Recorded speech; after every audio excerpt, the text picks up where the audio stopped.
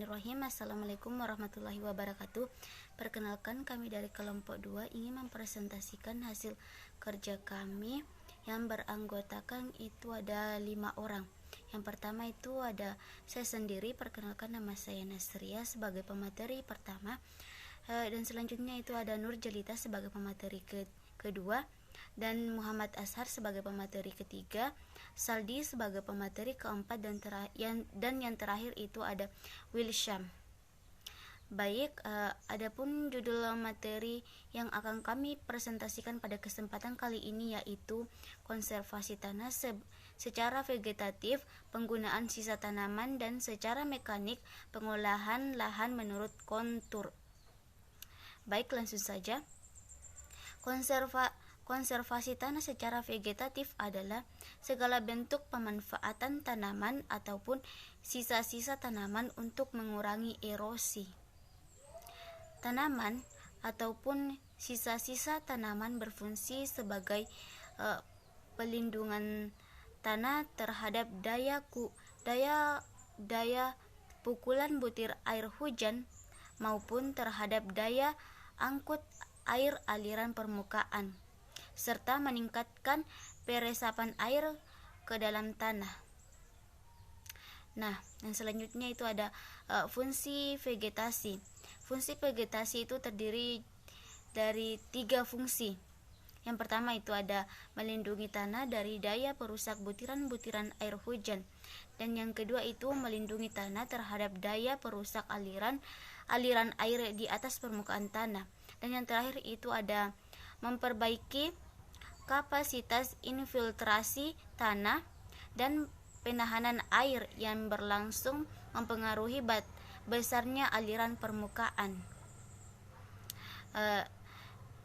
Yang selanjutnya itu ada jenis-jenis konservasi tanah secara vegetasi. Teknik konservasi tanah secara vegetasi yang akan diuraikan dalam monografi ini adalah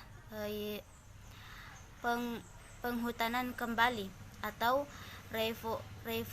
reforestation, vanati atau agroforestry, termasuk di dalamnya adalah pertanaman lorong, area cropping, pertanaman menurut spread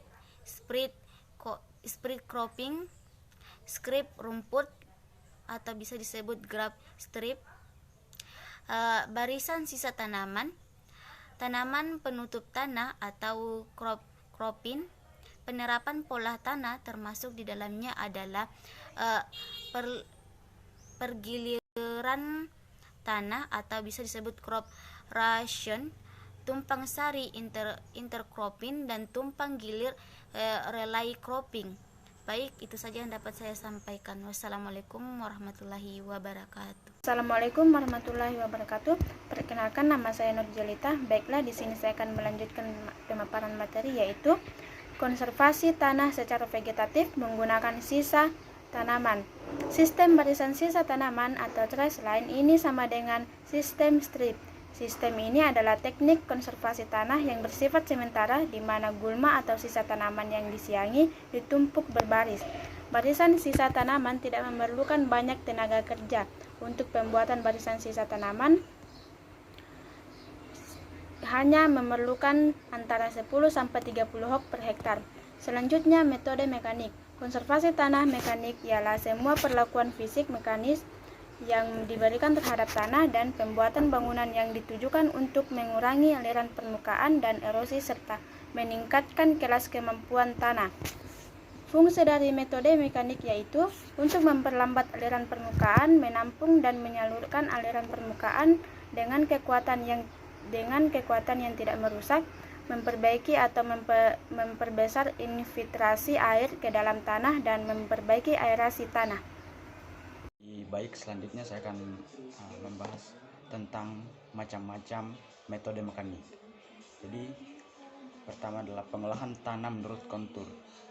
Pada pengolahan tanah menurut kontur, pembajakan dilakukan dengan cara memotong lereng sehingga terbentuk jalur-jalur tumpukan tanah dan alur yang menurut kontur atau melintang lereng. Terus, pengolahan menurut kontur akan lebih efektif jika diikuti dengan penanaman menurut kontur pula. Oke. Selanjutnya pembuatan teras. Pertama, pembuatan teras dimaksudkan untuk mengubah permukaan tanah miring menjadi bertingkat-tingkat untuk mengurangi kecepatan aliran permukaan dan menahan serta menampung agar lebih banyak air yang meresap ke dalam tanah. Terus selanjutnya, teras datar. Teras datar adalah jenis teras yang dibuat pada lahan yang kemiringannya kurang dari 5% dengan maksud utama untuk membantu peresapan air ke dalam tanah. Bentuk teras datar sangat sederhana dengan bagian utama bibir dan teras dan bidang olahan. Terus teras guludan. Teras guludan adalah tumpukan tanah yang dibuat memanjang menurut arah garis kontur atau memotong arah lereng. Tinggi tumpukan tanah dibuat sekitar 25-30 cm dengan lebar dasar sekitar 25-30 cm. Jarak antara guludan tergantung pada kecuraman lereng, kepekaan erosi tanah, dan erosivitas hujan. Untuk tanah yang kepekaan erosinya rendah, teras guludan dapat diterapkan pada tanah dengan kemiringan sampai 6%. Bismillahirrahmanirrahim. Assalamualaikum warahmatullahi wabarakatuh. Di sini saya akan melanjutkan materi, dan materi yang saya paparkan adalah teras kredit. Teras kredit dibuat pada tanah dengan kemiringan 3-10% dengan maksud untuk membantu peresapan air ke dalam tanah. Jenis teras ini pada umumnya diterapkan pada tempat-tempat yang lahannya sulit menyerap air. Dan materi selanjutnya adalah teras bangku. Teras bangku adalah jenis teras yang dibuat pada tanah dengan kemiringan 15-50%. Disebut juga teras tangga. Bentuk teras paling sempurna yang terdiri atas bibir teras, telut, bidang olahan, dan saluran teras. Bidang olahan dibuat miring ke dalam dengan kemiringan sebesar 0,2%. Tujuannya untuk meresapkan air ke dalam tanah dan untuk mencegah erosi tanah. Materi selanjutnya adalah teras kebun. Teras kebun dibuat pada lahan dengan kemiringan lereng antara 35-50% dan digunakan untuk tanaman perkebunan dengan jarak teratur berbasis memanjang kontur. Itulah yang bisa saya sampaikan. Wabillahi taufiq wal hidayah. Wassalamualaikum warahmatullahi wabarakatuh. Baiklah, Assalamualaikum warahmatullahi wabarakatuh. Teras individu. Teras individu adalah jenis teras yang dibuat pada lahan perkebunan dengan jarak tanam tidak teratur. Bentuk sederhana teras ini terdiri dari bidang olah di sekeliling tanaman dengan diameter 1 meter. 2. Saluran merupakan saluran terbuka yang dibuat pada permukaan tanah yang sudah diteras dengan arah tegak lurus dengan garis kontur yang dimaksudkan untuk menampung sisa aliran permukaan untuk saluran ke tempat yang aman dari bahan erosi dan tanah longsor. 3. Teras batu. Teras batu adalah menggunakan batu untuk membuat dinding dan jarak yang sesuai di panjang garis kontur. Pada lahan miring, batu dapat digunakan sebagai bahan senderan yang menjaga permukaan agar tanah tidak longsor.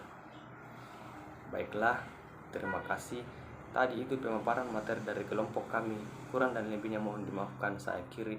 Assalamualaikum warahmatullahi wabarakatuh.